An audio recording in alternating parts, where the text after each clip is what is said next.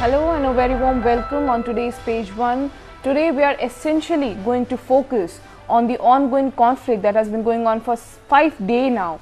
The war, the conflict that has taken the whole world in shock. The Israel-Hamas conflict. Stay tuned with us while we give you latest updates on all the latest developments and updates of this war.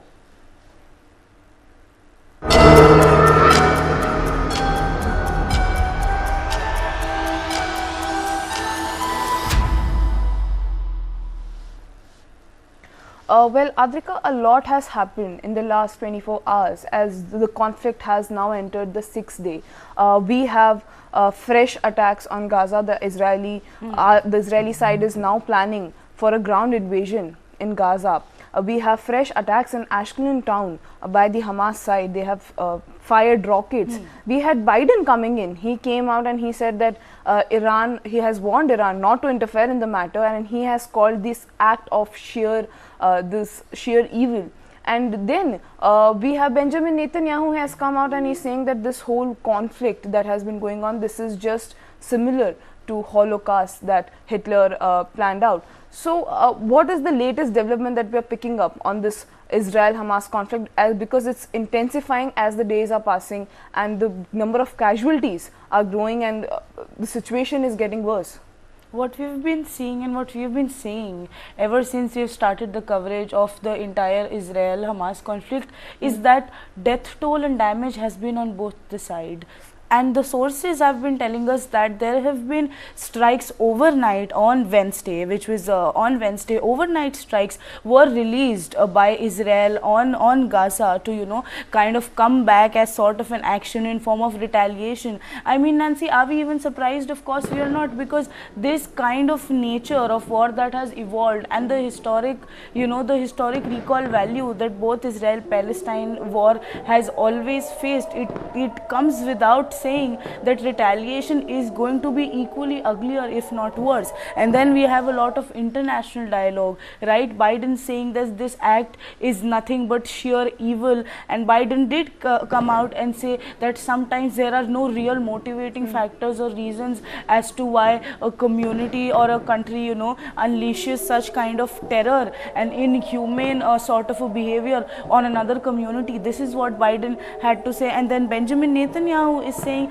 that whatever the retaliation has been started by Israel is just the starting, and they will give it back nicely and firmly to Hamas. So a lot happening there, a lot of developments happening. The city of Escalate can be seen billowed in those smoke clouds, and civilian lives are one thing that are being lost continuously. The inhumane behavior just seems to only go up, and we still don't know, as we are sitting here and giving our viewers actually today's updates, we don't know what numbers are going up and what numbers are going down actually. Definitely. And viewers, the visuals that you are seeing on your screens right now is coming from Gaza.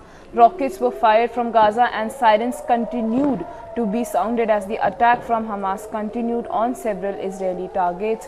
I mean, the visuals speaks for themselves. The sirens that we can hear in the background, it's what the civilians might be going through, the constant panic, the constant terror that they have in their mind that anything can happen, any rocket can intersperse in the sky above them, and the smoke billows that we are seeing right now and the destruction it has caused till now is something that is devastating. It's heartbreaking to report about it as well.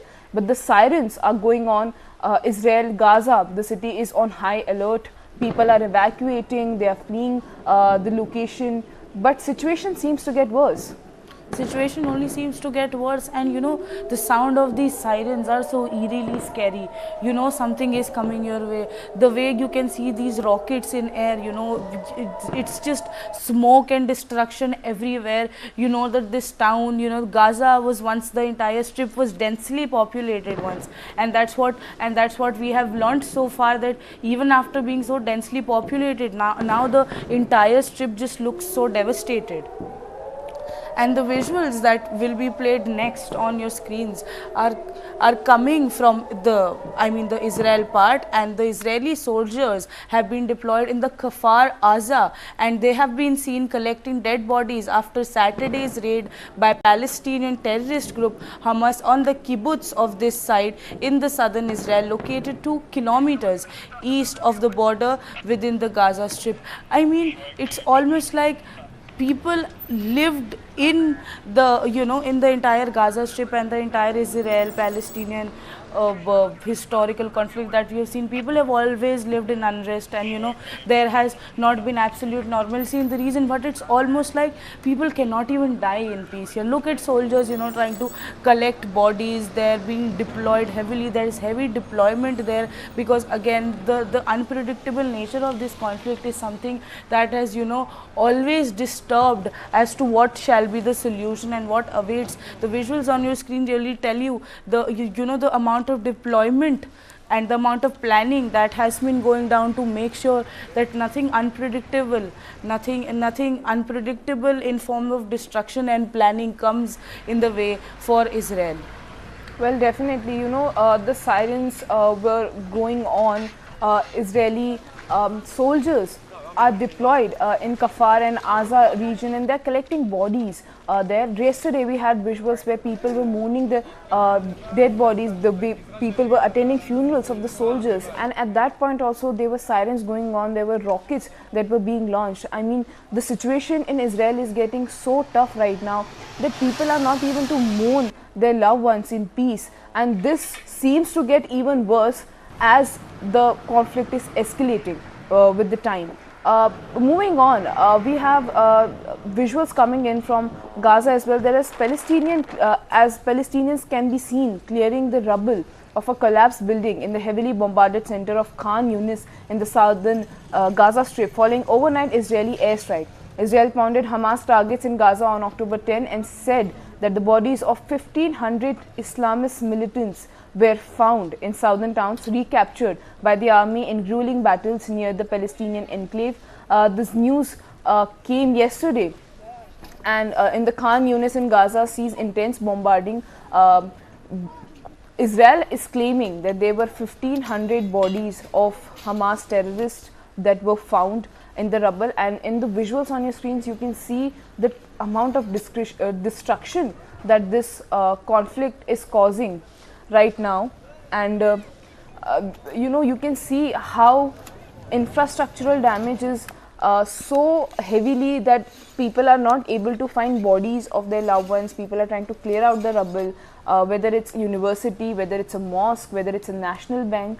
Everything has turned into dust in just fractions of seconds. Has just come down in shackles, Nancy. Yeah, and one thing is for sure, that it has only just started. That is also the confirmation that President Netanyahu has also given, that this is just the starting. And now the visuals that are coming in for our viewers is the armed wing of the Palestinian militant group Hamas, known as Al-Qassam, has claimed responsibility for launching hundreds of missiles at the southern Israeli city of Ashkelon. They stated that this attack was in retaliation for the displacement of civilians. This action occurred shortly after Al-Qassam's deadline of 5 p.m. local time for Ashkelon residents to evacuate had passed. It's worth noting that this is the 4th day of ongoing and deadly conflict between Hamas and the Israeli government. Earlier on Tuesday, the Israeli military announced that it had regained control over Gaza and Israel border following a surprise attack by Hamas in southern Israel, which was unprecedented in its scale of deadliness. So all that we know right now is that there has been definitely the first attack that was launched, which was by Hamas, which has been called as unprecedented. It has been labeled as the deadliest day for the entire Gaza Strip in the last 15 decades, and it is also being called a very, very deadly civil massacre, because all of it started from a rave festival, right? It was a music festival, and just imagine somebody trying to, you know, just enjoy a music festival, and then what you see next is gunmen pulling up and, you know, civilians being shot. There's death horror right in front of your eyes, and the visuals on your screen right now really tell you that the city of Ashkelon has also been swallowed by, you know, clouds of destruction. And there is a lot that is happening. It's almost like there are deadlines, you know, being produced for civilians to evacuate the area and whatnot. So we really have deadlines for people to, you know, evacuate the area, and that's what is coming in on your screens.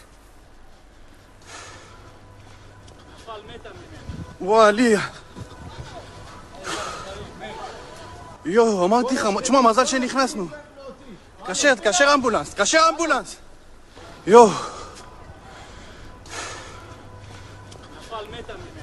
עליה. אמרתי לך, תשמע, מזל שנכנסנו. תקשר אמבולנס, תקשר אמבולנס. Well, the visuals on your screen are coming in from the Ashkelon city in Israel, and fresh attacks, fresh rockets were fired from Gaza, from the Hamas side, and it's causing destruction. Although the Hamas terrorist organization, they had given the deadline of 5 p.m. to the civilians to evacuate their residents and have warned them, and after 5 p.m. they fired the rockets. And the visuals that you are seeing on your screen were the first responders who were able to capture as the rocket landed. Although the Iron Dome system that we have in Israel, it retaliated most of the missiles. It protected the city of Ashkelon, but there was one rocket that made it to the city and has caused destruction. The reports are coming in that 40 people are dead in the Ashkelon town after the fresh clashes that has erupted in the city. The death toll resulting from the ongoing violence between Israel and Hamas has exceeded to 1,800 according to the reports, with other 1,000 fatalities and 2,700 injuries reported in Israel till now, and at least 830 people are killed and 4,250 are injured in Gaza as of now. And the US is coming in, they are providing the support to Israel. And you know, Adrika, in an interesting development, you know, President Joe Biden, he has come out and he is saying that, you know, my heart goes out to Israel. We are going to vow full support to Israel. Well, in a powerful and a deeply emotional speech from the White House this past Tuesday, President Joe Biden strongly condemned the recent attacks by Hamas on our close ally Israel. The president didn't mince words calling these actions. He said that this is sheer evil, and he made it clear that the United States is fully prepared to send additional military support to the region and are going to stand by Israel. During his televised address, President Biden spoke about the horrific acts committed by the Palestinian militant groups, which included the heartbreaking murders of entire families, horrifying sexual assaults on women, and distressing reports of infants losing their lives. It's truly heart-wrenching. That is what Biden has came out and said. He's also confirmed that at least 14 Americans have tragically lost their lives and some have taken as hostages by the Hamas. The situation that is going on, he has come out and he's saying that we are not going to ignore it. Our thoughts and prayers go to all those affected by this terrible violence, and we are committed to help the Israel. Advika, how do you see the development now? The US has come in between. We had the reports of US providing aircraft carriers in the Mediterranean. They are placing aircraft carriers in the Mediterranean Sea to help Israel, and Israel have always been a close ally to America. And now President Biden has come out and he's called the act as sheer of evil, and he's saying that this is not something that we are going to tolerate. We are going to support Israel, whatever military aid they need. How do you see the development, Adrika? I mean, definitely, Nancy, whenever any war of this scale or, any conflict of this scale rises up, and we know that Israel-Palestine conflict is known for its historic significance, right, and it has gone on forever. I think the 10-minute speech that President Biden came out and said, it was almost like Biden ensured that there is little daylight between the US and Israel at the moment of a deep crisis. I think the president made no, equivocation about the attacks and made no call for restraint by Israel as it responds, apart from insisting it follow the rule of law. And I mean, I will recount some stark terms that Biden, did use, which you also recalled, which were, sheer evil, calling the attack sheer evil and whatnot. And Biden also said that he does not have words to define how, inhuman these acts are. So before we dive into these details of what Biden has, come out and said about the entire war and how the situation has escalated, let's take a listen into what Biden had to say about the entire situation.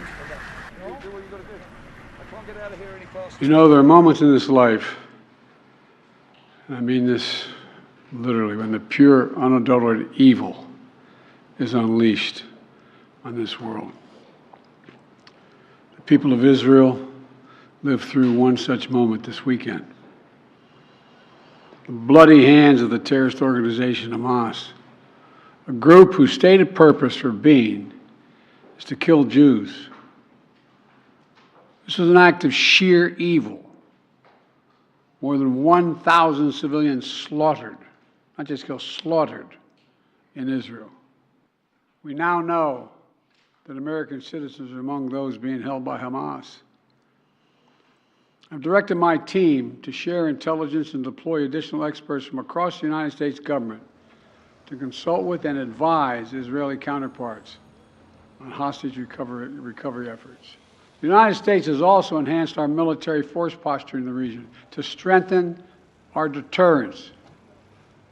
The Department of Defense has moved the USS Gerald R. Ford carrier strike group to the Eastern Mediterranean and bolstered our fighter aircraft presence. And we stand ready to move in additional assets as needed.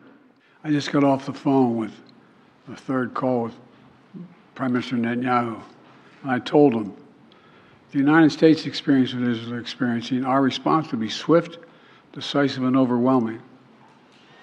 We also discussed how democracies like Israel and the United States are stronger and more secure when we act according to the rule of law. Terrorists purposely target civilians, kill them. We uphold the laws of war, the law of war. It matters, there's a difference. The loss of innocent life is heartbreaking. Like every nation in the world, Israel has the right to respond, indeed has a duty to respond to these vicious attacks. Let me say again, to any country, any organization, anyone thinking of taking advantage of this situation, I have one word: don't. Don't. Our hearts may be broken, but our resolve is clear. When Congress returns, we're going to ask them to take urgent action to fund the national security requirements of our critical partners. This is not about party or politics. This is about the security of our world. Our enemies thought to exploit our division. They aimed to butcher us when they thought we are weakest. But they made a mistake. The Jewish people are not divided. The free world is not divided. We are all standing together on a united front. One people, one heart, to battle the forces of evil. That was Biden. He has clearly gave a warning to Iran to not to interfere in the matter, and he has came out and he's saying that this is not something that we are going to tolerate. But the visuals on your screens right now is coming from Jerusalem. The usually crowded streets and passageways in Jerusalem's old city are largely empty after a surprise attack by Hamas left hundreds dead. The tourist and pilgrim center saw its streets empty. I mean, Adrika, look at the visuals. It saddens. it's so devastating that Jerusalem, known as one of the most important tourist spot, has now turned into, it has turned into a ghost town after the attack. People have fled the area because the situation in Israel and the attack by Hamas, it has created a kind of hostile situation in the country, and you can see the images. A tourist city that usually used to say crowded is now, it has now become a ghost town. Really, the nothingness of these visuals. There are no people in action. The crowded streets, they almost seem and they feel empty. That really tells you, like Biden said, that there are moments in life wherein there is no justification for what has been unleashed. The kind of terror that was unleashed by Hamas has no reasons, has no justification, and that has left the beautiful place like Jerusalem into a empty, hollow place, Nancy. Look at it, the visuals are scary. It is very impossible to apprehend and also comprehend the fact that the streets that once used to look so lively now almost look like there is no life left there. Definitely, I mean, it's definitely devastating to even see that the colorful streets of Jerusalem has now turned into a ghost town. Moving on, News 9 reports live from the Gaza border, braving the conflict-ridden regions and bringing you factual and true reports from the heart of action. Tanks have been deployed and army mobilized in large numbers. Take a look. हम इस समय मौजूद हैं Gaza पट्टी के बेहद करीब, और मैं आपको बता रहा था कि आज हमने सिटी रोड के बाद अब रुख किया आगे का, और अब हम यहाँ पहुँच चुके हैं गाजा पट्टी के फर्स्ट लाइन ऑफ डिफेंस पर, और ये वो आर्टिलरी लोकेशंस है जहां से लगातार हमास को टारगेट किया जा रहा है। आप देखिए ये आर्टिलरी गन्स आपको मेरे पीछे नजर आ जाएंगी। आर्टिलरी गन्स ये करीब बताया जा रहा है कि ये सेल्फ प्रोपेल्ड आर्टिलरी गन्स हैं, और इनकी रेंज कई आर्टिलरी गन्स की करीबन 35 to 40 किलोमीटर्स की करीबन इनकी रेंज है। और इन जगहों को आप देखिए कि इसको इसलिए बनाया गया है क्योंकि जहाँ से आप धुआं उठता देख रहे हैं वो गाजा पट्टी है। देखिए मेरे कैमरा पर से निशांत आपको दिखा पा रहे हो कि जहाँ पे धुएं के आपको गुबार नजर आ रहे हैं थोड़े थोड़े, वो सारे गाजा पट्टी के एरिया, और जब भी जरूरत पड़ती है ये आर्टिलरी गन्स यहाँ से फायर करते हैं। ऐसी मल्टीपल लोकेशंस बनाई गई हैं। मैं आपको एग्जैक्टली इस जगह का नाम नहीं बता सकता क्योंकि मुझे मना किया गया है, लेकिन फिर भी मैं आपको ये बता देता हूं कि हम गाजा पट्टी के बहुत करीब हैं। 4 से 5 किलोमीटर के पीछे का ये एरिया है जिसको फर्स्ट लाइन ऑफ डिफेंस बनाया गया है। और अभी अगर आप देखें तो आपको नजर आएगा कि कई मल्टीपल आर्टिलरी गन्स को यहाँ पे डिप्लॉय किया गया है। इनकी रेंज या फिर इनकी जो बैरल है उसके निशाने पर गाजा पट्टी है, यानी जब इनको गोहेड मिलता है ये फायर करते हैं। और अभी थोड़ी देर पहले इन्होंने फायर बंद किया है, लेकिन मैं आपको दिखाने की कोशिश कर रहा था कि आखिरकार इस समय किस तरीके के हालात हैं। और ये वो एरिया है जहाँ पे आईडीएफ की जो आर्टिलरी गन्स है, आर्मर्ड है, उनको तैनात किया गया है। मुझे बताया गया कि अभी कुछ और चीज़ों को दूसरी लोकेशन पे भी भेजा गया है। कई और ऐसी मल्टीपल जगह हैं जहाँ पर ऐसे आर्टिलरी गन्स को डिप्लॉय किया गया है। हमने आपको दिखाया था कि कैसे जो हमास के मिलिटेंट्स की तरफ से टारगेट किया गया था, लेकिन रिटेलिएटरी एक्शंस यानी रिकैप्चरिंग या फिर आप कह सकते हैं कि हमास के खिलाफ जो वॉर छेड़ी है इजराइल ने, वो अब किस तरीके से रुख लेती जा रही है, वो उसकी डिप्लॉयमेंट कैसी है। हम TV9 भारतवर्ष आपको पिछले कई दिनों से लगातार 2 दिनों से लगातार हम आपको इन लोकेशंस पे, मल्टीपल लोकेशंस पे दिखा रहे हो। देखिए अब एक आप देखेंगे कि आगे आपको एक बार फिर जगह से धुआं उठता हुआ नजर आ जाएगा। मेरे कैमरा पर से निशांत अगर आपको दिखा पा रहे हो तो ये वही इलाका है जहाँ पे अभी थोड़ी देर पहले बताया जा रहा है कि इन रॉकेट से दागा, इन आर्टिलरी गन से दागा गया था। और लगातार अपनी इस जगह की डिप्लॉयमेंट इस तरीके की रखी गई है इन्होंने कि कभी भी जब ज़रूरत पड़ेगी इनको दोबारा से अटैक करने के लिए तैयार हो जाएंगे। और आप देखेंगे शेल्स आप देख सकते हैं, उनके आप शेल्स भी देख सकते हैं। और उसके अलावा दूसरी जगह आप देखें कि कैसे इस पूरे एरिया को सिक्योर किया गया है। TV9 भारतवर्ष ऐसा पहला चैनल है भारत का जो यहाँ पहुँचा है और आपको ये सारी लोकेशंस इसलिए दिखा रहा है ताकि आप इनकी स्ट्रैटेजिक लोकेशन समझिए और आप ये भी समझिए कि आखिरकार हम जहाँ से रिपोर्ट कर रहे हैं वो कितना आगे का एरिया। ये वो एरिया है जो लाइन ऑफ फायर में है, यानी लगातार यहीं से सारी चीज़ों की मूवमेंट की जा रही है, यहीं से एक्शंस लिए जा रहे हैं। और इन्हीं पर कमांड सेंटर भी, मैंने आपको सुबह दिखाया था कि कैसे एक जगह पर हम कमांड सेंटर में पहुंचे थे और उसके बाद मैं अब आपको फर्स्ट लाइन ऑफ एक्शन या फिर फायर के पास लेकर आया हूं जहां से आर्टिलरी गन्स का ये फायर किया जा रहा है। Well, that was the ground report that we were getting from the Gaza border. You can see how the situation is intensifying as the conflict escalates between the two sides, and both the sides are retaliating. Nobody is talking about negotiation. Israel is continued their airstrikes after Hamas's surprise attack on Saturday morning, and they have continued their airstrikes. They are continuing the destruction. They are targeting Hamas Hamas territories, and Hamas in retaliation has now there are rockets also being launched from the Gaza side as well. We just reported that Ashkelon as well. We have our team deployed in ground zero. Moving on, we just have ground report coming in from News 9's Manish Jha as he brings us report from the temporary IDF headquarters established at an undisclosed location in Tel Aviv. Take a look at what is happening in Tel Aviv.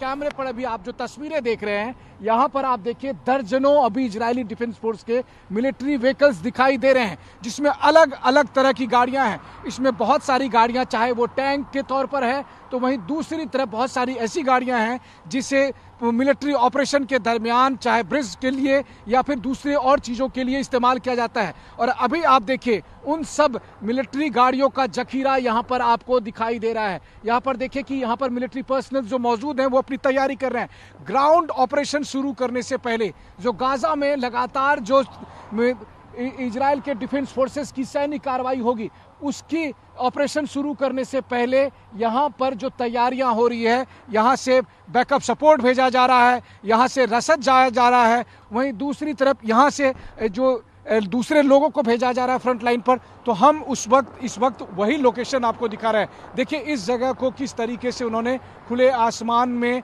अपने regional base headquarter के तौर पर तैयार किया और इसकी सुरक्षा के लिए लगातार आसमान में हेलीकॉप्टर चक्कर लगा रहे हैं। एक हेलीकॉप्टर, दो हेलीकॉप्टर और इस तरह से देखिए 2-3 हेलीकॉप्टर लगातार यहाँ आसमान में इस जगह की लगे हुए हैं। तो आप समझ सकते हैं कितना महत्वपूर्ण जगह है, जहां पर यहां सैकड़ों की संख्या में इजरायली डिफेंस फोर्सेस के लोग मौजूद हैं, दर्जनों गाड़ियां मौजूद हैं, टैंक और दूसरे बख्तरबंद वाहन मौजूद हैं और यहां से ग्राउंड ऑपरेशन को कंट्रोल करने के लिए, उनको रसद देने के लिए, उनको बैकअप देने के लिए और फिर हथियार और असलहे और तमाम दूसरी चीज़ें मौजूद हैं और इनकी रक्षा करने के लिए ऊपर लगातार हेलीकॉप्टर मंडरा रहे हैं। और फिर इसके साथ ही बहुत सारे हेलीकॉप्टर को मैं आते जाते तब भी देखता हूँ जब वो जाकर गाजा में जो है सो एयर स्ट्राइक करते हैं या फिर वो हमले करके वो लौट रहे होते हैं। तो लगातार अगर मैं आपको कहूँ कि गाजा पट्टी के आसपास के इलाकों में जिस तरीके से अभी सैन्य ऑपरेशन चल रहा है, जिस तरह से इजराइल अपनी पूरी ताकत के साथ हमले कर रहा है, उसको जहां से सपोर्ट मिल रहा है, यहाँ पर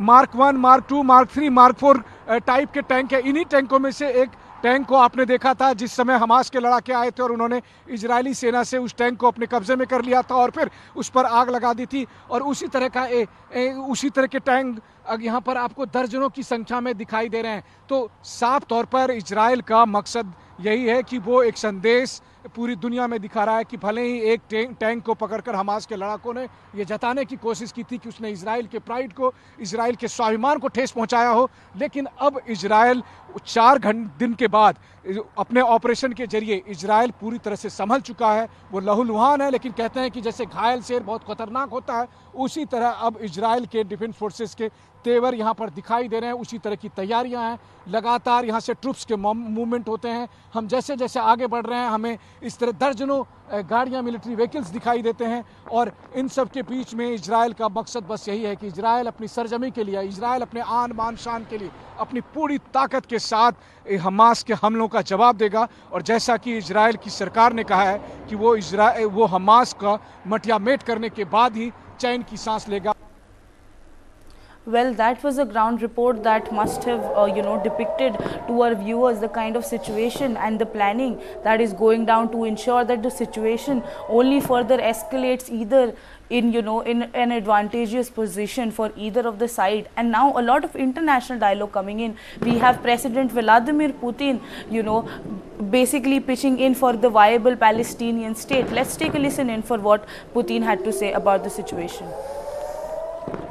Оказывали давление на обе стороны, именно на обе, то на одну, то на другую, но каждый раз без учета коренных интересов палестинского народа, имея в виду прежде всего необходимость реализации решений Совета Безопасности ООН о создании независимого суверенного палестинского государства.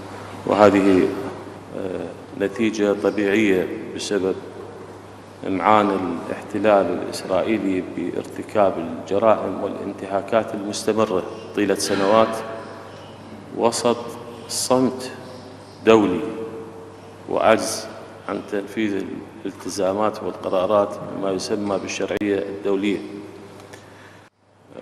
هناك تصعيد واضح خلال هذه الأيام، وتصعيد خطير يستهدف المدنيين الأبرياء بقصف عشوائي مدمر ممنهج وبكلام واضح وصريح بتدمير غزة وجعلها خربة.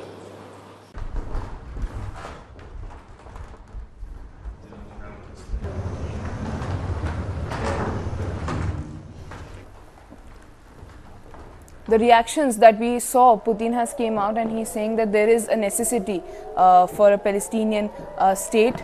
The creation of the Palestinian state is a necessity. That is what Putin was emphasizing.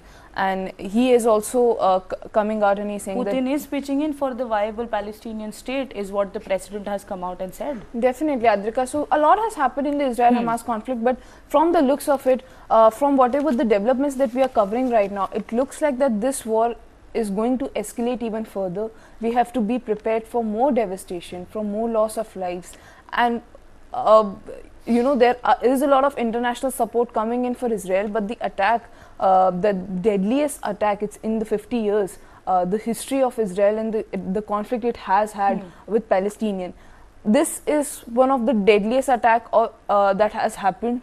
And the destruction, I mean the reports that we are getting, the unofficial reports, it's saying that 1800 people are already dead. And what breaks my heart, Nancy, is the fact that reports have been telling us that the execution and the destruction from now on will only be planned. So of course everyone, you know, in fear and in sheer terror is waiting for more destruction their way. But what's saddening and heartbreaking is the fact that all of it is going to be planned from now on. We have seen, you know, Hamas terrorists, you know, kind of ensuing guidelines and, you know, those deadlines that, you know, civilians should evacuate the area by, you know, like they did in Escalate by 5 p.m. or we shall, you know, start our raids again. So it's almost heartbreaking how civilians have to again, you know, go through this massacre-like situation, and things will only escalate from now on. Definitely.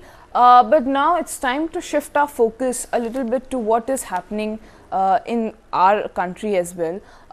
Adhika, what is making the headlines in the national? Because I just saw a headline which says that the Delhi LG has given a nod for prosecution of Arundhati Roy for her speech in 2010. So after 13 years, what has happened that suddenly the case is making the headline again? An infamous case, I must say, and I'm going to quickly read what our, you know, dailies have for us. The LG nod to prosecute Roy, ex-prof of Kashmir University for 2010 speech.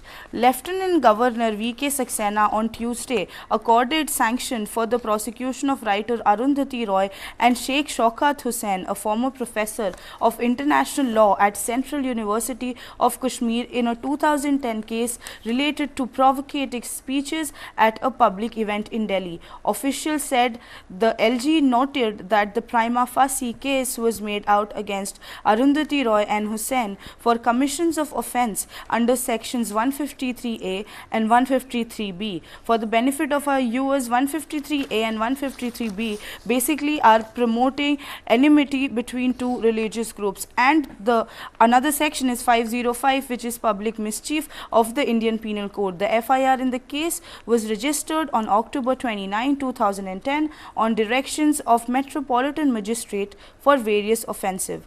A case was also registered under section 13 of unlawful activities.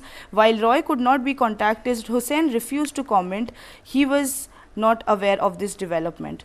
Two other accused Kashmiri separatist leaders, Syed Ali Shah Jilani and Delhi University lecturer Abdul Rahman Jilani, were also acquitted by the Supreme Court in the Parliament attack case on technical grounds, have died during the pendency of the case. The LG has also observed that despite a case of sedition being made out, sanctions had not been granted under the section of 124A of IPC owing to a May 2022 Supreme Court order in a separate case directing all that pending pending trials and appeals and proceedings on the court should be kept in abeyance. So a lot coming in, Nancy, in the LG not to prosecute Roy. This case has been super infamous, and we know that cases of seditions have been slapped on the professor, and a lot coming in terms of promoting animosity between two religious groups. So an interesting case and a lot coming in. We will keep on tracking the latest details. Tell us more, Nancy. What issues are making national headlines for us? Oh, well, definitely, Adrika, the Arundhati Roy case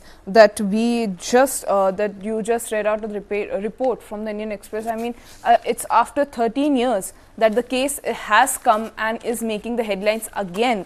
And it looks like that officials are saying that the complaint had submitted the transcripts of speeches given by Roy in 2007. So it looks like that this story has coming out after 13 years. It's making the headlines again, and the officials of Delhi police through the Home Department of the Delhi government had sent a file under CRPC section of 196 seeking prosecution section offences under section 153A, 153B, 504 and so against Arundhati Roy. I mean, sedition charges that we talk about, the freedom of journalists, and in 2010 also, Adrika, it's important to note that her speeches, it made headlines in 2010 as well. There were a lot of controversy around what she has said. She was called anti-national. There were seditions charges slapped against her. But now it has come up after 13 years. The LG has given a nod to prosecute Arundhati Roy again. I mean, that is something, it's a very important development, I would say, and it's going to be very important, and it's going to be very notable to point out that what will happen once the investigation against her, if the prosecution is going to take place. What is the road ahead for Arundhati Roy? How is she going to justify herself against for the speeches she made in 2010? I mean, the controversy and the amount of criticism she faced in 2010, I think it's going to escalate even further in 2023. It's only escalating further, and also keeping in mind the sections slapped against her are also very controversial, and we know that whenever sections like 153A are put against individuals, the controversy only escalates, and it gives a lot for the public to discuss and discourse about. So we shall closely track the story as well. Definitely. Now shifting our focus to one more interesting story. The ED has taken account of 15 Benami possessions of A. Raja. I'm just going to quickly read out the Business Standard, e-copy of the Business Standard, on what has actually happened and what the ED is doing and why have they taken 15 properties of A. Raja. The ED on Tuesday said it has taken possession of 15 immovable Benami properties worth about rupees 55 crore alleged to belonging to DMK MP A. Raja as part of a money laundering probe against the former Union Telecom Minister. In a statement, the ED said that it has taken possession of the 15 immovable properties and A. Raja in the name of his Benami company, Kovai Shelters Promoters India Private Limited, under the PMLA.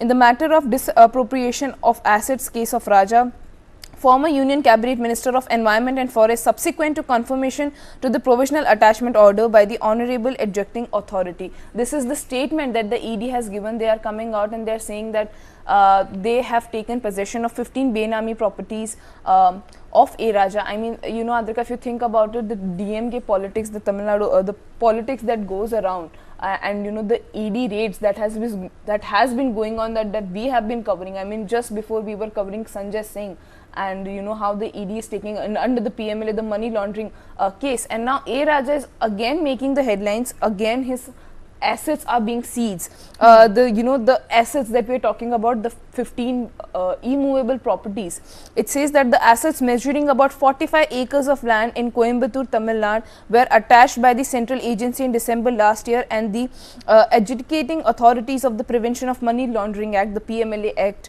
approved this order on June 1. Benami means no name. It means that it's immovable assets. It's not. It doesn't have a name, and these properties are the real beneficiary, is not the one in whose name property has been purchased. And so mean, before moving on to other headlines, I just have one thing to say, that are we again surprised? Because we have seen a streak of ED raids. We now, what is more interesting for us is to see that how this development, again, one more ED raid against, you know, a leader from the India alliance, from the India bloc. We still don't know how it is going to pan out on the broader aspect, and you know, we have a lot coming in terms of how the alliance is going to you know, pan out, because anyway, again, everything that happens, any sort of raid that happens on any leader, any, you know, prominent leader, and DMK has definitely, you know, been coming out and making controversial statements. So DMK making a lot of headlines here, and again, one more ED raid, a streak has been continuing. We have to see how this is going to pan out in the national political landscape. Well, definitely. I mean, we should not forget that A. Raja has made headlines in this money laundering cases. If we, you know, track it back to the 2G scam, which cost a lot, like he was selling this 2G spectrum license for at lower cost, and which has cost government a loss of total 1,760 billion That's rupees. a huge number. I mean, he has been making, he was the one who was responsible for the fall of the UPA 2 government. So I think that is something that, you know, and now we have 15 Benami properties being seized by the ED. That is something that we'll have to, you know, wait and see, because A. Raja is making the politics as well. Definitely, Adrika. Now shifting our focus, we have an interesting story coming from Puducherry, and I would say it's, you know, it's heartbreaking to see when we are living in 2023, Adrika, and whenever a story like this happens, I mean, it's hard to you know, wrap your head around it, because the social issues that are attached to the stories is something that will ignite some sort of thought in the viewer's state of mind. The story that we're talking about today is that Puducherry minister quits over caste bias. I'm just going to quickly read out what are the details of the story is from the Hindu. It says that alleging caste and gender discrimination, Puducherry Minister for Transport C. Chandra Priyanka resigned from the All India NR Congress-led National Democratic Alliance government on Tuesday. The AINRC member representing the reserved Nedugadi constituency in Karaikal region handed over her resignation letter to Chief Minister N. Ranga's Army Office. In her letter, Ms. Priyanka said that she was compelled to resign and it had become difficult for her to continue because of the caste discrimination and the gender discrimination. I mean, this is 2023 we are talking about, and a minister quits because there is caste discrimination and gender discrimination against her. I mean, Adrika, how do you see this? Nancy, I mean, definitely all of us know this for a fact, that the road ahead for women, even though we have come so far, and this is 2023 that we are talking about, there are a lot of unsaid difficulties, and you know, there are a lot of unsaid challenges that women have to face in, you know, broad political landscapes. But a minister resigning from a post, I mean, ministers and authorities are, you know, placeholders and stakeholders for, you know, the solutions that common people like you and me seek for issues like that. And a minister resigning for, you know, social issues, these social evils that sit so deeply in our society, is very disheartening. And I mean, this should become a national topic for discourse, that a minister resigning because the discrimination and bias against women still persists so heavily is definitely a matter of national interest. And now moving on, we have a report that, you know, tells us that how the authorities and basically intelligence censored failed a beautiful state in the northeast, Sikkim. And I'm going to read out a e-copy of the Economic Times that tells us that Sikkim glacial lake sensors failed in 2013, yet again in 2016, and also this month. Behind Sikkim's glacial outburst flood related disaster is a decade-old saga of failure to sustain early warning systems and water monitoring sensors in the region, despite awareness about high-level glove threat in the Himalayan state. Early warning sensors were installed in 2013, then again in 2016 is what the reports have been telling us, and even last month at the critical glacial lakes in Sikkim, but none survived long enough to forewarn residents downstream. Alerted of the serious glove threat in Sikkim after February 2013, study on South Lonak and Sakhocho lakes, the center through the Ministry of Electronics, Information and Technology commissioned the Center for Development of an Advanced Computing, that is called CDAC, to develop an indigenous water level monitoring sensors for the Himalayan state. So a report coming in from the Economic Times that is telling us that how these sensors that were set up by the center to make sure that the state that corners that nears Himalayans so closely, they are updated, the authorities are updated with what the current status is about the glacial depletion, what the current status is about the water level. But it is so disheartening to see that these sensors failed the entire state of Sikkim, once in 2013, then 16, and then again. So it really tells us that where does the onus lie, Nancy? Who is to be held responsible? Firstly, we were talking about that maybe there was no system in place for people to be warned about the the natural fury that will be unlashed on them. But now we are getting reports that are telling us that no, there was system in place, but then they failed time and again, thrice. So how are you looking at it, Nancy? Definitely, Adrika. I mean, we were just reading about the report. Whatever is happening in Sikkim right now, it's just, the report is revealing that the sensors that were put, it failed the state of Sikkim in 2013 and in 2016, and it failed in 2023 as well. I mean, we saw the visual, we saw the amount of destructions it had, and the sensors, they continue to fail. There is no warning. Again, when we were covering the Sikkim flood story, there was some warning that in 2021 there was a warning given to the state that there is a high chance that the Sikkim is going to face a flood that is going to cause a lot of destruction. I mean, we saw that there were a lot of bridges that were destroyed completely. 21 bridges, and a similar warning for Arunachal was also issued. And we were talking, Nancy, that this disaster almost looks very man-made because water from the dam were released, and now we have a report like that coming in. Definitely. I mean, it's devastating, and it reveals the complete intel failure of the Sikkim government. And the center also, and the disaster control authorities that are present in the sensors. They have to keep a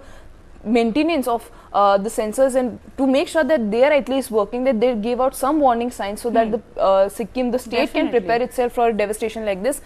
But that is all we have time on the show today. We are just going to wrap it up. I hope we were able to cover all the top headlines that are making headlines in the newspaper today. But don't go anywhere. Stay tuned for more latest updates on the Israel conflict and stories that are going to make headlines in the day. Don't go anywhere. Stay tuned with Newsline Live.